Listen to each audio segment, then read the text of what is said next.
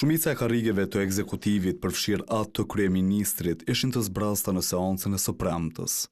Albin Kurti së fundmi u thoi jashtë vendit për takim pune, ndonse brenda ka shumë të tjera për t'i kryer, përfshirë gjetjen e një zgjidhjeje për çështjen e presidentit.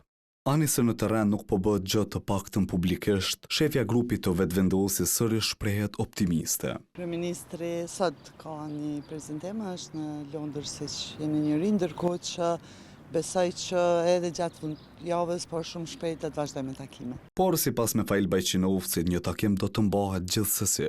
A pritet ka takime për presidentin së shpejti? Besoj që po. Kur?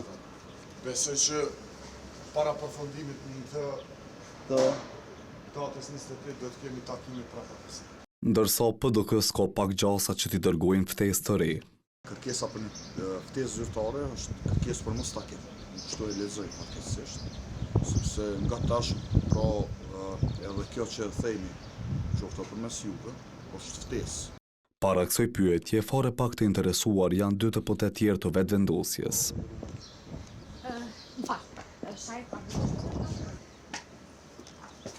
Nuk e një informacion, a? Për disa opozitar, kjo qasje Albin Kurtit është e qëllimshme. Andaj, për kryetarin e AK-s nuk ka dilemë që vendi është drejt zgjedhjeve. Jo ndashta, po jemi në zgjedhje. Pra, që kish desh me zgjedhje, aja din që shkojnë të punë, të procese. Ne kemi përvoja politike, disa herë kemi arrit me zgjedhje president, e pra ai nuk e ka hap paketën fare të qeverisë. Të njëjtin mendim e ndan edhe një deputet i PDK-s, partia e cila pret ftesë për takim. Mendimi jam personal është që kjo çështje është e mbyllur, me që këtë temë ka mbyll zoti Kurti, presidenten e ka zgjedh, ajo është Albulena Agjiu.